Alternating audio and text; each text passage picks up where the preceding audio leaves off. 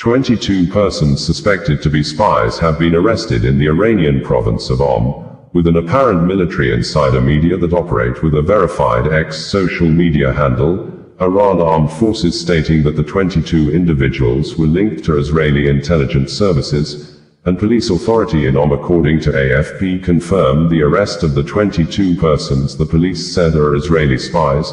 This, Israel Defense Forces, IDF, in a statement issued on Saturday morning said that Israeli troops in a precise attack killed the commander of the Palestine Corps of the Quds Force, Saeed Azadi in According to AFP, police in Iran's province said Saturday that 22 people, linked to Israeli spy services, had been arrested since June 13, Fars news agency reported. 22 people were identified and arrested on charges of being linked to the Zionist regime's spy services, disturbing public opinion and supporting the criminal regime, the agency said, citing the head of police intelligence in Iran's province. It came after Iranian police announced the arrest on Thursday of 24 people accused of spying for Israel and of seeking to tarnish the country's image, according to a statement carried by Tasnim news agency. A European national was also arrested for spying, Tasnim reported on Friday, without giving their nationality or the date of the arrest. Iran regularly announces arrests of suspected spies. Several have been executed in recent weeks. Norway-based NGO Iran Human Rights said at least 223 people have been arrested nationwide on charges related to collaboration with Israel, cautioning that the actual figure was likely higher, AFP stated.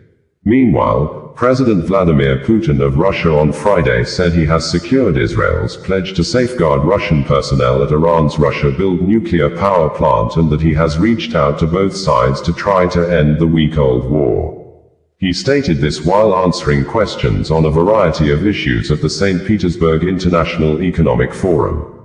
Putin, who spoke in a native as interpreted in English, said that Russia has proposed some ideas for a possible settlement between Iran and Israel that are currently being discussed.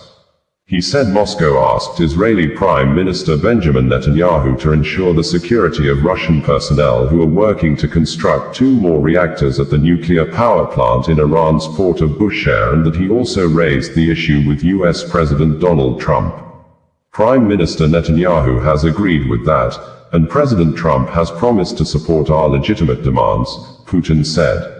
President Putin rejected allegations that Moscow has failed to back its ally, Tehran, saying the Kremlin has maintained good ties with both Iran and Israel. Federal High Court sitting in Lagos State of Nigeria has found guilty 15 Chinese citizens, 2 Philippines and 1 Pakistan national for cyber-terrorism. Hence the court sentenced them to 1 year imprisonment and ordered the Nigeria Immigration Service to facilitate the deportation of the convicts immediately after they completed the various jail term. Details of the report as presented by the Public Relations Unit of the Economic and Financial Crimes Commission, EFCC, reads verbatim below. Court jails 15 Chinese, 2 Filipinos, 1 Pakistani for cyber-terrorism, internet fraud in Lagos.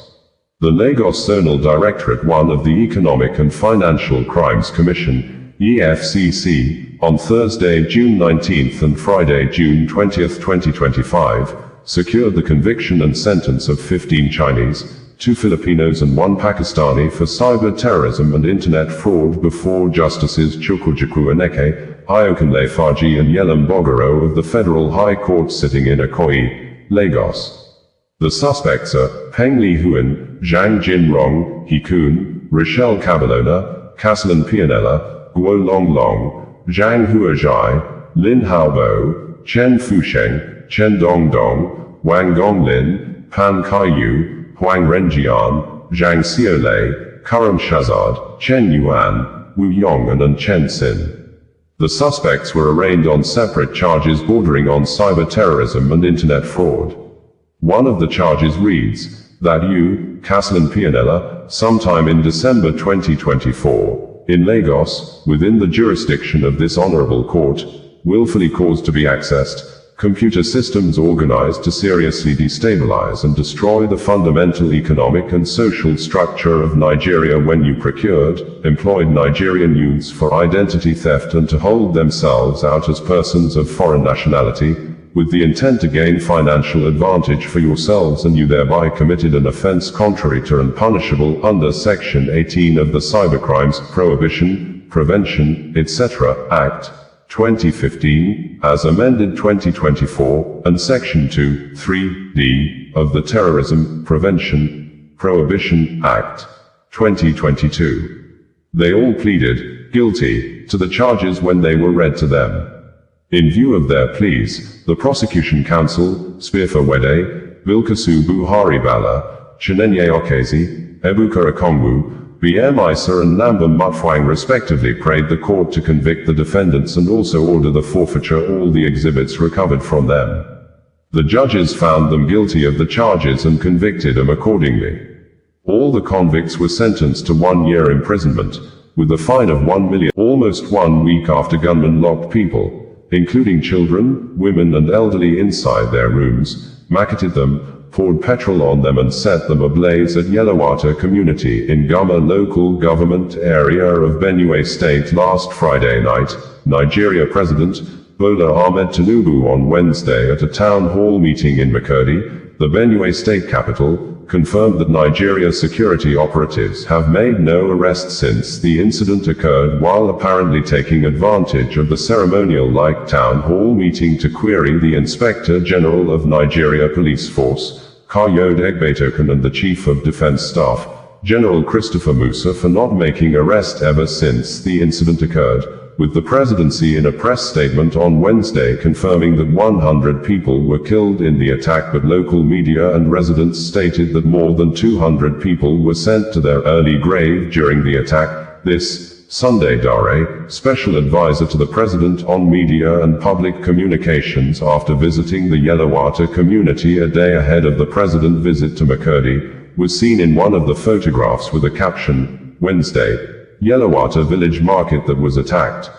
A walk through. President Tinubu, Commander-in-Chief, arrives Makurdi, posted on his personal verified X social media handle, apparently covering his nose with a thick handkerchief, probably following the unpleasant condition of the environs that he could no longer endure the odors or stench emitting in the environment as a result of the mass murder, with the two-time former governor of the state, and senator that once represented Benue Northwest Senatorial District, which Yelawata is inclusive, and the current secretary to the government of Federation in Nigeria, George Akum, saying that on Tuesday, when he visited the crime scene, the Benue State University Teaching Hospital, BSUTH, and the camp where the internally displaced people are currently taking refuge, survivors from the attack spoke to him through tears, and after watching some of them at the hospital beds battling for their lives, the SGF said, the pain is raw. On Thursday afternoon, reports from Yelawata indicated that victims of the attack camped at the international market have blocked the road in protest over alleged poor food supply, also accusing government officials of mismanaging relief materials meant for them. At the town hall meeting with President Bola Ahmed Tinubu, the paramount ruler of the Tiv tribe, Tiv James Francis Hayat challenged what he described as dangerous misrepresentations of the Benue crisis. It's not herders-farmers clashes, not communal clashes or reprisal attacks. It is a calculated, well-planned, full-scale genocidal invasion and land-grabbing campaign by herder terrorists and bandits, the traditional ruler stated. India Ministry of External Affairs, in a statement issued on Tuesday, says the government of India has moved India students in Tehran out of the Iranian capital city due to safety concerns following the continuous exchange of air bombardments between Israel and Iran, while at the same time, the government of India advised other citizens in Tehran that can afford their own transport fare to leave the Iranian capital city immediately, adding that some citizens of India have been evacuated out of Iran completely through the border with Armenia. The India embassy in Israel had on Sunday advised persons of India origin not to move unnecessarily in Tel Aviv, and they should obey safety instructions from the Israeli authorities and Home Front Command. According to the India Ministry of External Affairs, Indian students in Tehran have been moved out of the city for reasons of safety, through arrangements made by the embassy. Other residents who are self-sufficient in terms of transport have also been advised to move out of the city in view of the developing situation. Separately, some Indians have been facilitated to leave Iran through the border with Armenia. The embassy remains continuously in touch with the community with a view to extending all feasible assistance. Further advisories may be issued given the fluid situation, the India Ministry of External Affairs stated. Also, India Embassy in Iran issued a strong advisory urging its citizens and persons of Indian origin, PIOs, in Tehran to evacuate the city immediately due to intensifying Israeli strikes. All Indian nationals and PIOs who can move out of Tehran using their own resources are advised to move to a safe location outside the city, the Indian Embassy in Tehran said on Tuesday. The embassy also urged those who haven't registered with the mission to do so without delay.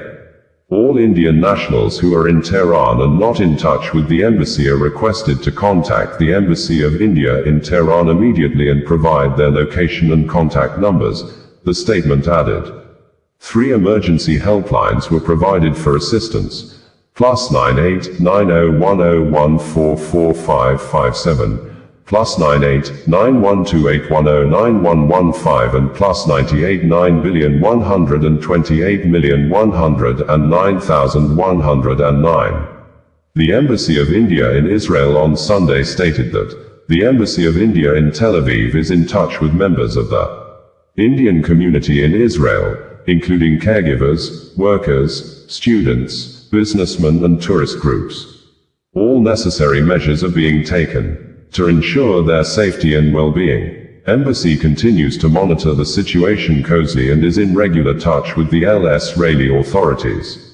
OsazuwaAkonedo, bringing you the news in a more digital way.